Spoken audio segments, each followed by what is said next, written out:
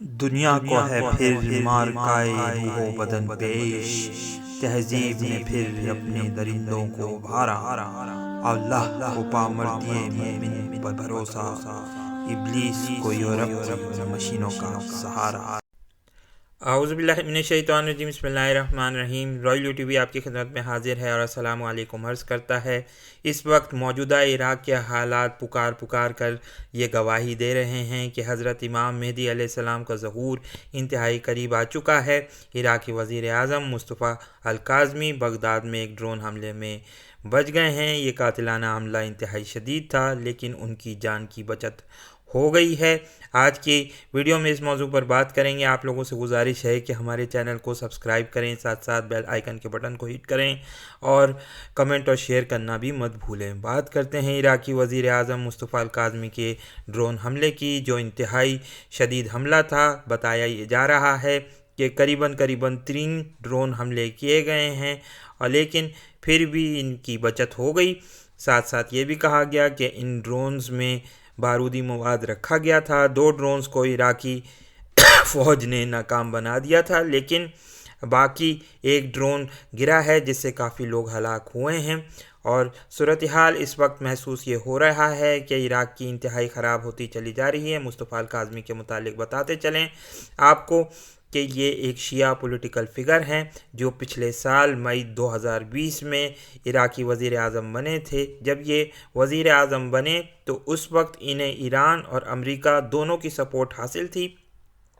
ساتھ ساتھ یہ بات کہی جا رہی تھی کہ یہ شاید ملک کو بہتری کے حالات کی طرف لے کر جائیں گے، لیکن کرونا وائرس کے آنے کے بعد اور پیٹرول کی قیمتیں اور دیگر اشیاء کی گرانی کی وجہ سے انتہائی خراب حالات کا سامنا رہا پچھلے سال عراق کو۔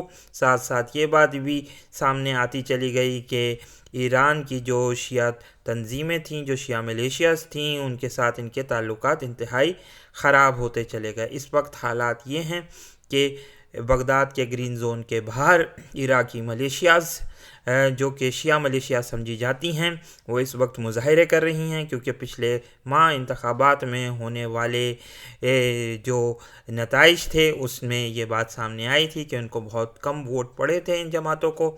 ساتھ ساتھ انہوں نے یہ بھی کہا ہے کہ عراقی وزیر اعظم کسی ایک شیعہ ملیشیا جس کا نام کتائب حزب اللہ بتایا جاتا ہے، وہ اس کے جو لیڈر تھے ابو مہندس العباس کے شہادت میں ملوث پائے جاتے ہیں۔ یہ والی باتیں ان شیعہ حضرات کی طرف سے کہی جا رہی ہیں، جس سے حالات انتہائی دگرگوں ہوتے ہوئے ہمیں نظر آ رہے ہیں۔ ساتھ ساتھ یہ بات بھی انہوں نے الزام لگایا تھا کہ پچھلے سال قاسم السلیمانی کی شہادت میں عراقی وزیر اعظم مصطفیٰ الکاظمی ملوث پائے گئے تھے، تو اب صورتحال یہ ہے کہ ان عراقی وزیر اعظم اور شیعہ ملیشیاز کے درمیان انتہائی دشمنی پائی جاتی ہے، جس سے لگ یہ رہا ہے کہ تیسری پارٹیوں کو شاید انوالو ہونے کا موقع مل جائے گا۔ جی ہاں، ہم بات کریں گے یہاں پر روس اور عراق کے تعلقات کی۔ روس اور عراق کے تعلقات سن 2012 میں بہتر ہونا شروع ہوئے، جب گیس پروم اور دیگر دوسری تنظیمیں جو کہ تیل اور گیس کا کاروبار کرتی ہیں وہ عراق میں داخل ہوئیں اور انہوں نے عراقی کردستان میں بڑے پیمانے پر سرمایہ کاری کی۔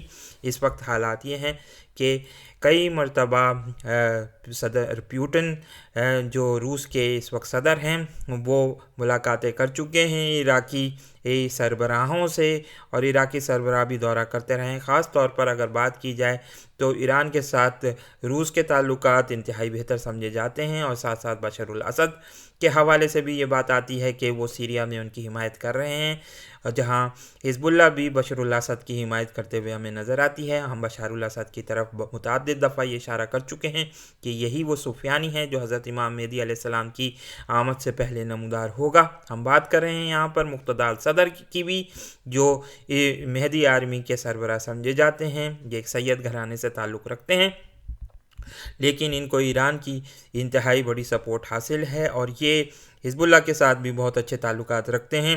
اب محسوس یہ ہو رہا ہے کہ آہستہ آہستہ یہ لوگ عراقی وزیر اعظم کے مخالفت میں جا رہے ہیں اور ان سے لڑائی کی ایک بھرپور کوشش کر رہے ہیں۔ مصطفیٰ الکاظمی کے متعلق یہ بات بھی بتاتے چلیں کہ انہیں سعودی عرب اور ترکی کی بھی کچھ حمایت حاصل ہے۔ پچھلے سال انہوں نے ریاض کا دورہ کیا تھا۔ مقتدى الصدر کے متعلق آپ کو یہ بھی بتاتے چلیں ساتھ ساتھ کہ یہ روس کے دورے کر چکے ہیں، کئی دورے انہوں نے کیے ہیں، جس سے یہ محسوس ہوتا ہے کہ روس بھی ان کے انتہائی قریب سمجھا جاتا ہے۔ ساتھ ساتھ جیسا کہ ہم بتا چکے ہیں کہ ان کو ایران کی بھی حمایت حاصل ہے۔ اب صورتحال عراق میں بگڑتی چلی جا رہی ہے۔ ہماری رائے کے مطابق اور احادیث کا اگر تجزیہ کیا جائے تو لگتا یہ ہے کہ ایک وقت آئے گا جب بشار الاسد عراق میں مداخلت کرے گا اور پھر صورتحال انتہائی تیزی سے چینج ہونا شروع ہو جائے گی۔ پھر اللہ تعالیٰ یہ توفیق دیں گے ان لوگوں کو جو کہ اہل بیت کے حمایتی سمجھے جاتے ہیں کہ وہ حضرت امام مہدی علیہ السلام کے لیے اکٹھا ہوں۔ آئیے یہ صورتحال کس طرح سے تبدیل ہوگی اس کے متعلق تھوڑا سی بات کریں گے۔ ساتھ ساتھ آپ کو یہ بات بتاتے چلیں کہ محمد مصطفیٰ الکاظمی جو اس وقت عراق کے وزیر اعظم ہیں، وہ عراقی انٹیلیجنس کے سربراہ بھی رہے جنہوں نے دولت اسلامیہ کے خلاف آپریشن کیا تھا۔ اس زمانے میں ایران کے دل میں ان کے لیے ایک ہمدردی کا جذبہ پیدا ہوا تھا، لیکن بعد کے حالات نے یہ ثابت کیا کہ انہوں نے ایران کے اور خاص طور پر عراقی ملیشیا جو کہ ایران کی حمایت یافتہ سمجھی جاتی تھی ان کے اوپر کافی بڑا آپریشن کیا ہے۔ تو یہ صورتحال ہمیں اس وقت نظر آ رہی ہے عراق میں۔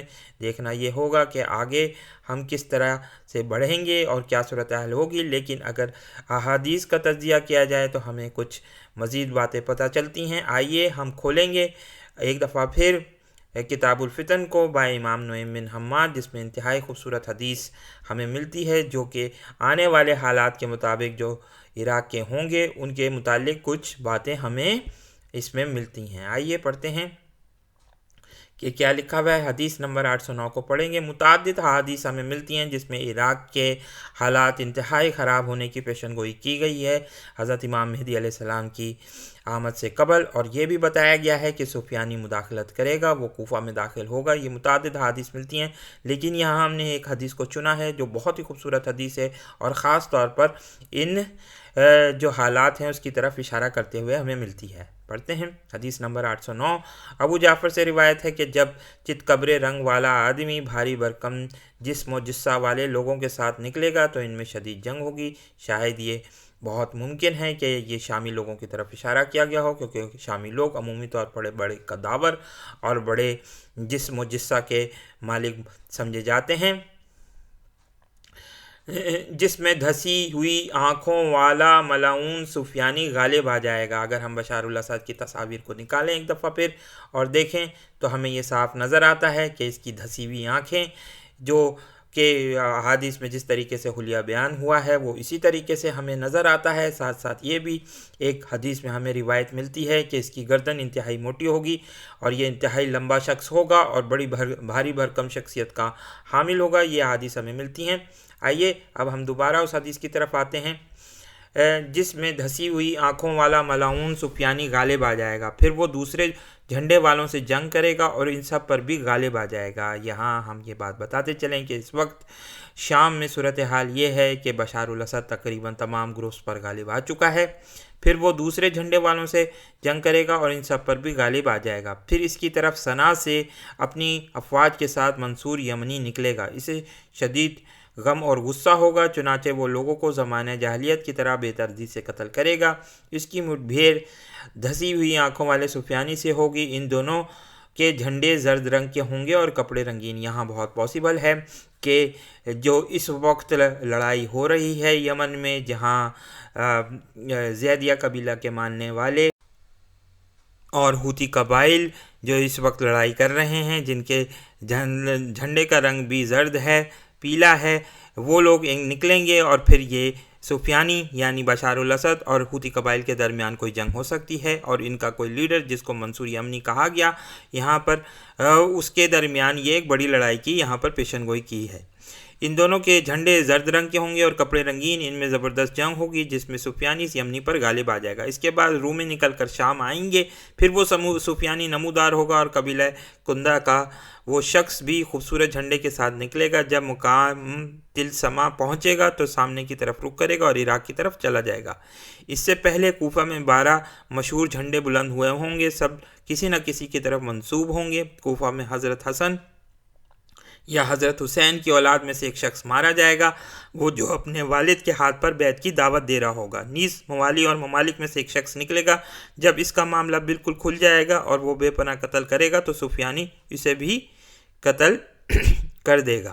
تو بہرحال یہ ہمیں احادیث ملتی ہیں جس سے اندازہ یہ ہوتا ہے کہ عراق کے حالات انتہائی خرابی کی طرف جائیں گے۔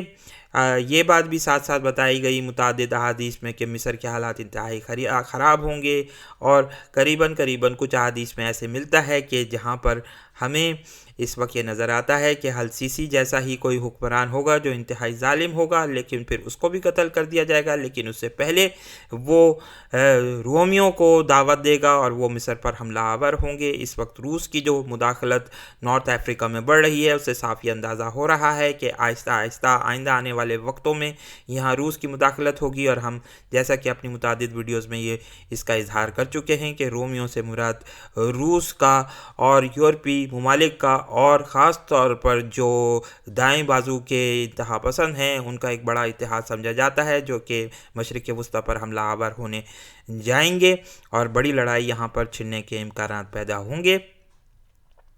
بہرحال ایک اور حدیث میں ہمیں ایسا بھی ملتا ہے کہ کوفہ میں بڑی شدید لڑائی ہوگی اور بڑے پیمانے پر قتل عام ہوگا۔ اللہ تعالیٰ سے دعا ہے کہ اللہ تعالیٰ حضرت امام مہدی علیہ السلام کی آمد کو ممکن بنائے، اور ساتھ ساتھ ہم مسلمانوں کو ان کی قیادت میں متحد ہونے اور ایمان کی طاقت سے اللہ تعالیٰ ہمیں سرفراز فرمائیں، اور ساتھ ساتھ ہم یہ بھی دعا کرتے ہیں کہ اہل تشیع اور اہل سنہ حضرات کے درمیان جو حضرت امام مہدی علیہ السلام آ کر صلح کرائیں گے اور محبت اور اتفاق پیدا کریں گے، اس کو بھی جلد سے جلد ممکن اللہ تعالیٰ کی ذات کامیاب اور ممکن بنائے۔ آمین ثم آمین۔ اور